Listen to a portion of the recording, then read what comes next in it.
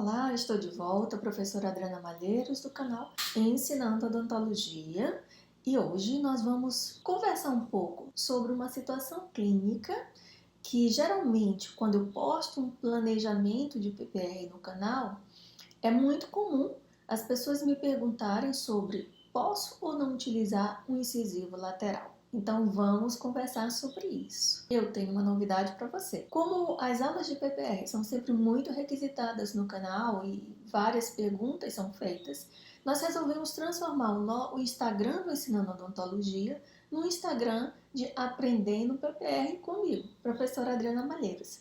Então, se você gosta de PPR, se você está estudando na universidade PPR, se você é um clínico e gostaria de planejar melhor os seus casos, nos segue também lá no nosso canal do Instagram. Mas vamos lá para o assunto de hoje. Essa foi a situação clínica criada pelo internauta a partir daquele planejamento que eu mostrei anteriormente para vocês e que está todo comentado no canal.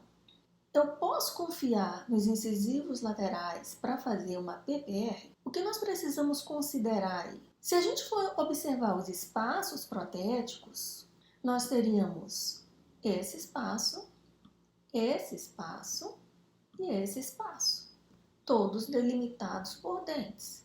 O grande problema desse caso é que os laterais são os dentes que sobraram na bateria anterior.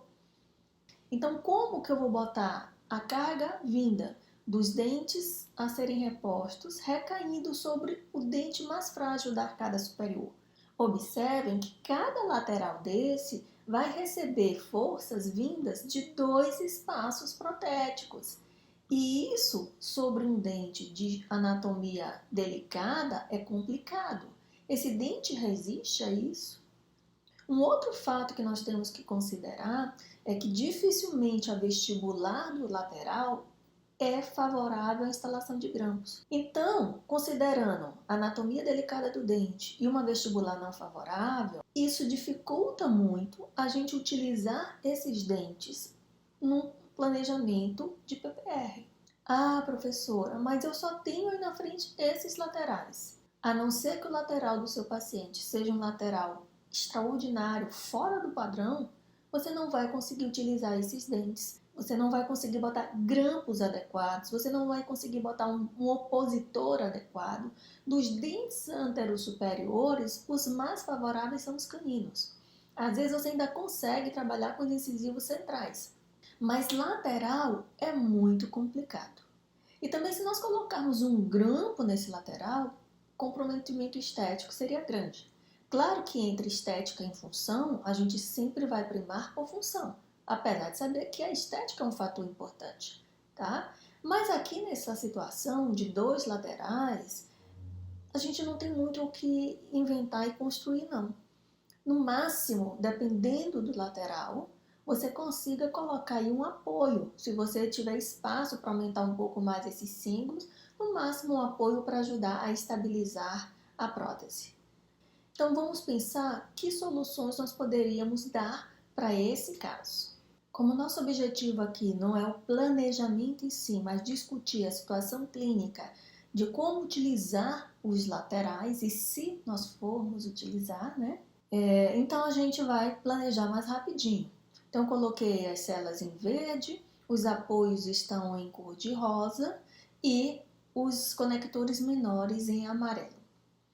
Quando a gente retira grampos de onde deveria existir, no caso, deveriam existir grampos nos dois incisivos laterais. Mas por tudo que nós já comentamos sobre a fragilidade desse dente, então nós não vamos colocar grampos de retenção. Logo, a gente tem que procurar estabilizar ao máximo o caso. Então, se for possível, aumentar o símbolo do lateral, que geralmente é bem reduzido, como a resina composta. Tem uma aula no canal que eu mostro como fazer isso. E isso nos permita colocar pelo menos um apoio nesses dentes, isso já ajuda a dar uma estabilidade maior para a prótese. E uma outra preocupação que a gente tem que ter é fazer com que os conectores menores, que estão aí em amarelo, nesses dois laterais, que eles não apenas liguem um apoio à cela, como está aí, mas que eles encostem nessa superfície proximal. E para o conector menor encostar na superfície proximal, é preciso que essa área onde ele vai encostar seja uma área plana, né? Porque se for uma área retentiva, eu não tenho como botar o conector menor tocando aí, porque ele é rígido, né? E o único elemento da prótese que entra numa área retentiva é o grampo de retenção, justamente porque é a única estrutura que tem alguma flexibilidade. Então, nesse caso, nós iríamos aumentar o símbolo do lateral, se a oclusão permitir, né? Porque os inferiores eles estão aí nessa área de palatina dos superiores, não tem que existir o espaço adequado para que a gente possa aumentar com resina. E utilizar os laterais somente como apoio, né, da prótese, colocando neles o apoio e o conector menor. E para trás a gente vai ter que utilizar grampos que ajudem, né, tanto na retenção quanto na estabilidade da prótese. Quando a gente fala de retenção e estabilidade, eu não tenho um elemento único responsável pela retenção. A retenção da prótese ela é dada por um conjunto todo, por todo o planejamento que é feito. Existem elementos responsáveis diretos pela retenção, no caso os grampos, mas eles só vão funcionar bem se o conjunto todo da prótese estiver adequado. Então, quando a gente fala de retenção e estabilidade de uma prótese, a gente está falando do planejamento como um todo, certo? Agora, nesse desenho, nós já acrescentamos os grampos que vão ser utilizados nesse planejamento, todos localizados na bateria posterior. O ideal é que eu tivesse grampos atrás e na frente, mas isso não foi possível pelos remanescentes anteriores serem os laterais. Então foi escolhido o geminado para um lado, né, onde eu tenho os 2 molares, e um circunferencial simples para o molar que está isolado. Os espaços são delimitados por dentes, mas como eu não vou ter grampo lá na frente, então com certeza essa prótese vai ter uma báscula. Ela só não vai bascular quando eu tiver uma força vinda de oclusal para cervical. Vamos entender melhor através desse esquema. Aí eu coloquei 2 pilares segurando uma barra, tá? Esse pilar da frente, mais estreito, seria o nosso incisivo lateral. E o pilar mais largo, maior, né, seria o nosso molar. Nós vimos pelo planejamento que nós fizemos anteriormente que nós colocamos apoios em todos os dentes remanescentes, nos molares e nos incisivos laterais. Mas nós colocamos grampos, representados aí no lilás, né, somente nos molares. Quando a gente faz a mastigação, nós vamos ter forças que agem de oclusal para cervical, mas nós vamos também ter forças que agem de cervical para oclusal. Então, quando a força for de oclusal para cervical, seta vermelha, eu estou levando essa prótese de encontro aos tecidos de suporte e como todos eles têm um apoio, isso dá o stop da prótese. Mas quando eu tiver uma força que venha de cervical para oclusal, seta azul, eu vou ter essa prótese sendo afastada dos tecidos de suporte. E é nessa hora que o grampo deve agir. Só que eu só tenho grampo nos molares, então com certeza, em alimentos mais pegajosos, essa prótese vai sofrer um deslocamento na parte anterior. Vai ter uma báscula nessa região pelo fato de eu não ter colocado grampos nos laterais.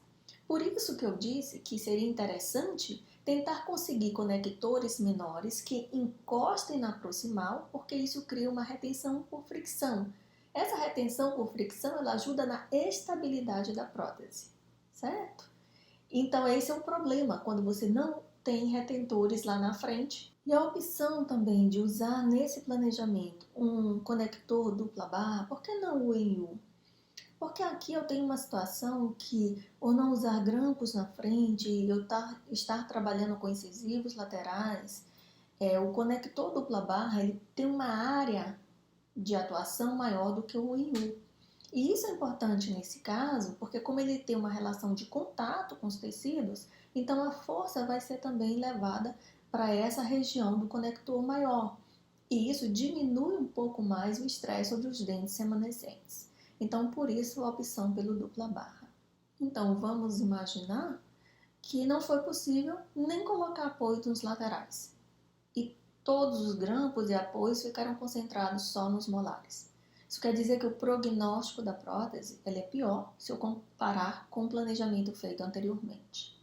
Quando vier força de oclusal para cervical, eu vou ter deslocamento, porque eu não vou ter o apoio lá na frente. E quando vier força de cervical para oclusal, eu também vou ter o deslocamento, porque eu não tenho grampos lá na frente. Então, vai existir uma báscula muito mais acentuada. E os molares serão sobrecarregados por essas forças que vão ser geradas.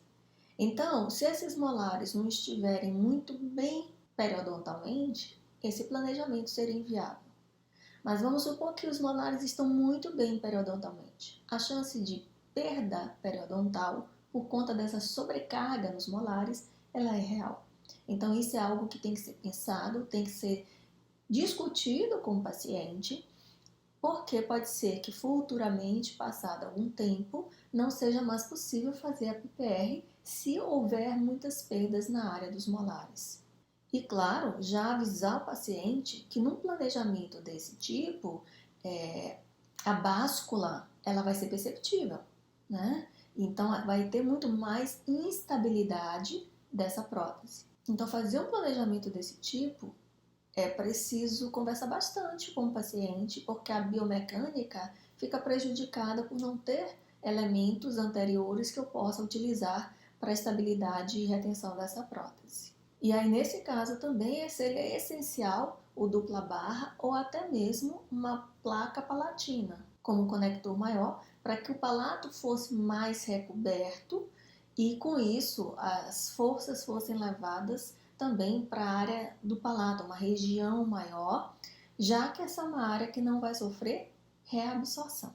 Vamos supor agora que esses molares que eu vou precisar utilizar, eles não estão tão bem periodontalmente. O que fazer? O paciente ele não quer extrair os dentes e botar, por exemplo, uma total. Então, sobra como opção uma PPR mucoso suportada. Ou seja, uma prótese toda em acrílico, sem estrutura metálica, que ocupa os espaços protéticos e recobre todo o palato. Você não usa os dentes remanescentes, você vai usar apenas a área de fibromucosa, né? Então, todas as forças que vão incidir sobre os dentes artificiais, aí pintados, desenhados em verde, ela vai recair sobre a fibromucosa, a área do palato e a região de rebordo onde estão os dentes. É a melhor prótese? Não é. Mas existem situações onde o paciente ele não tem outra opção ou não pode pagar por uma outra opção. Então é melhor fazer essas próteses, melhorar a estética e função dele, do que deixar ele desdentado, né? Então a gente tem que saber qual é a realidade do público que a gente atende, quais são as limitações clínicas. Inclusive no canal tem um caso onde na parte inferior nós fizemos uma PPR convencional e na superior, devido às muitas alterações periodontais, a gente fez uma prótese mucoso suportada. Isso para a gente ver como aqueles dentes que apresentavam grandes alterações periodontais, o comportamento deles, para ver se futuramente seria possível botar uma convencional. Espero que vocês tenham gostado. Se restou alguma dúvida, manda aí que a gente responde. Não esqueçam de curtir aí a nossa aula, de comentar, que é para o YouTube entender que esse conteúdo é importante para vocês e aí a gente produz muito mais. Até a próxima!